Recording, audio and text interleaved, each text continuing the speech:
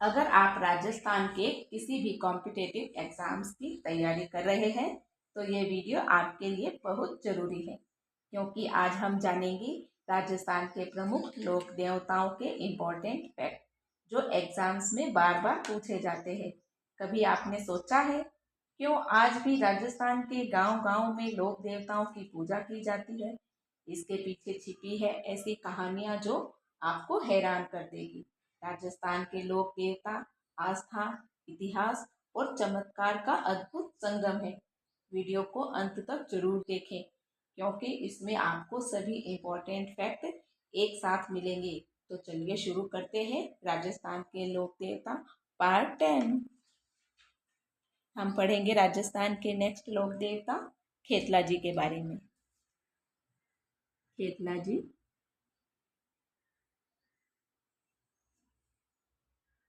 अब हमारे लोक देवता, छोटे छोटे लोक देवता बचे हैं। खेतला जी का मंदिर कहाँ पर है? सोनाड़ा गांव पाली में मंदिर।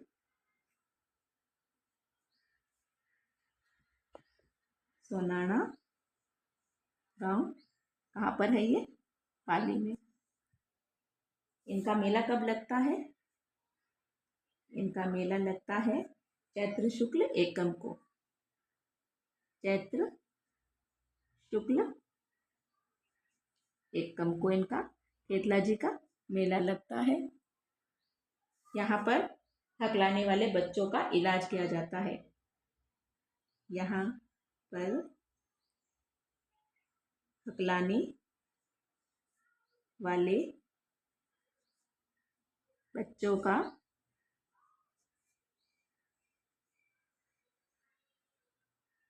इलाज किया जाता है। इलाज किया जाता है। ये थी राजस्थान के लोक देवता खेतला जी के बारे में सामान्य जानकारी। अब हम नेक्स्ट पढ़ेंगे हरिराम जी।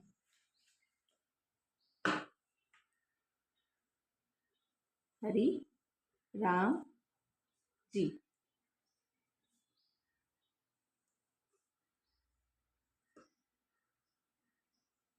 हरिराम जी के बारे में पढ़ेंगे हम कि हरिराम जी का मंदिर कहाँ पर है।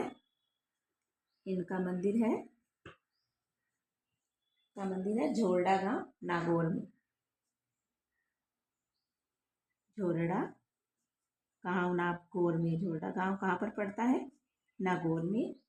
इनका जो मेला है ये कब भरता है? इनका मेला पड़ता है भाद्रपद शुक्ल पंचमी को। शुक्ल पंचमी को हरिराम जी का मेला भरता है। इन्हें सर्परक्षक देवता के रूप में भी पूजा जाता है। इन्हें सर्परक्षक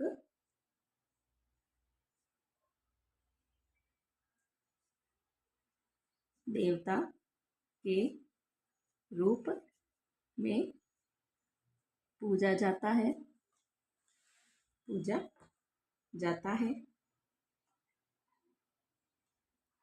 पूजा किसकी होती है यहाँ पर? सांप की, बाम्बी की। यहाँ पर पूजा होती है सांप की, जो वो बाम्बी होती है ना, बाम्बी की, क्योंकि इन्हें सर्परक्षक देवता भी कहा जाता है। और इनका जो मंत्र है, मंत्र को कहते हैं कांटा। हरिराम जी का मंत्र कांटा कहलाता है। ये इनके बारे में सामान्य जानकारी थी। इनके मंदिर में सांप की बाम्बी यानी कि बिल जो होता है ना, बिल लिख दो इसके आगे, पूजा की जाती है। सांप की बाम्बी को हम बिल बोलते हैं, जो सांप का बिल होता है ना, उसकी पूजा की जाती है। ये थी हरिराम जी के बारे में जानकारी। अब हम आगे नेक्स्ट पढ़ेंगे झुंझार जी।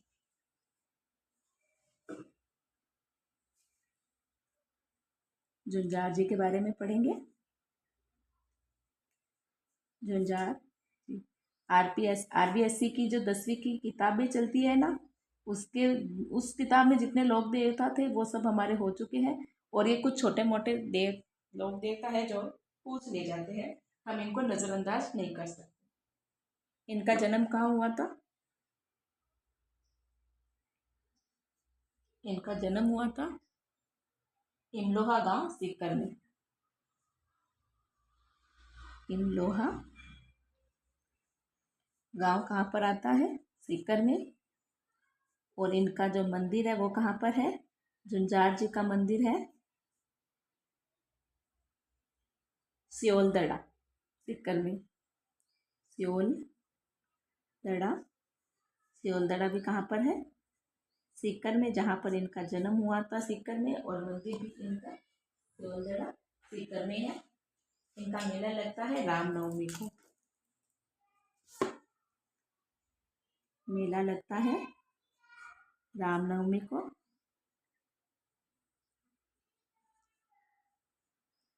रामनवमी को इनका मेला लगता है। इनके बारे में एक इम्पोर्टेंट फैक्ट है कि मंदिर में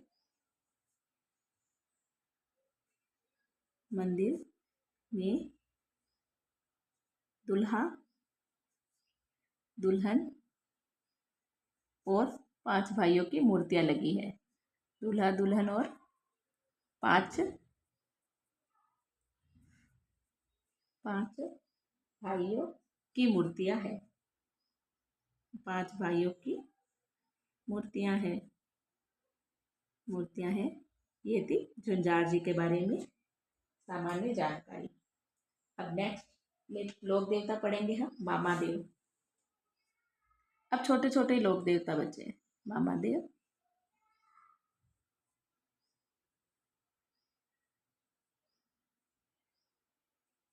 मामादेव को इनका उपनाम कह दो, या मामादेव को और क्या कहते हैं? वर्षा का देवता। मामादेव को कहते हैं वर्षा का देवता। जैसे इंद्रदेव है ना वर्षा के देव, वैसे ये लोक देवता है। इनका मंदिर नहीं होता, बल्कि इनका मंदिर नहीं होता, बल्कि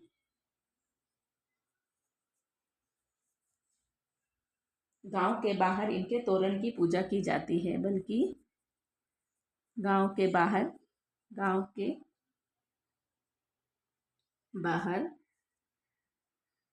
इनके तोरण की पूजा की जाती है। तोरण एक लकड़ी का बना हुआ होता है। तोरण की पूजा की जाती है। इन्हें खुश करने के लिए भैंसे की बलि दी जाती है। वर्षा के देवता मामादेव को इन्हें खुश करने के लिए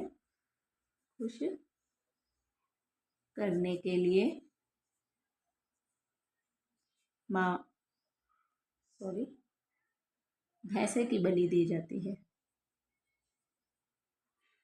भैंसे की बलि दी जाती है। नेक्स्ट पढ़ेंगे हम वीर फत्ता जी के बारे में। वीर फत्ता जी,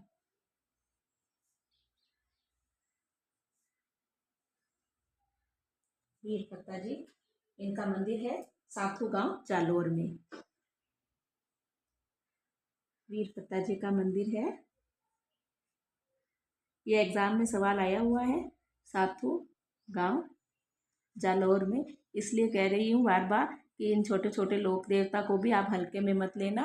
इनमें से भी एग्जाम्स में सवाल पूछे गए हैं। गायों की रक्षा के लिए लड़ते हुए मारे गए थे।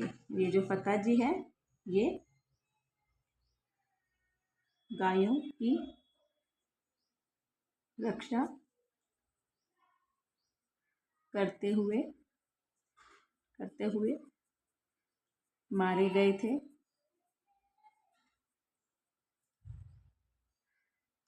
इनका मेला लगता है भाद्रपद शुक्ल नवमी को। मेला लगता है इनका भाद्रपद शुक्ल नवमी को। ये थी वीर फत्ता जी के बारे में सामान्य जानकारी। हमारे राजस्थान के लोक देवता जो 10वीं की किताब में थे वो हमारे कंप्लीट हो चुके हैं। और अब ये जो कुछ छोटे छोटे अलग से देवता है ना, ये अलग बुक्स में दिए हुए हैं, हम इन्हें भी कंप्लीट करेंगे। हम कोई भी रिस्क नहीं ले सकते क्योंकि एग्ज़ाम्स में सवाल कहीं से भी आ सकता है। हमने आरपीएससी की 10वीं वाली बुक कंप्लीट कर ली है। तो अब हमारा मॉर्निंग में एक लाइव शेड्यूल चल रहा है स्टार्ट स्टडी का, जिसमें हमारा मोटिव है एलडीसी क्रैक करना। 90 डेज का चैलेंज है। सुबह सब 5:30 बजे लाइव में ज़रूर जुड़े और अपनी स्टडी को शानदार बनाएं।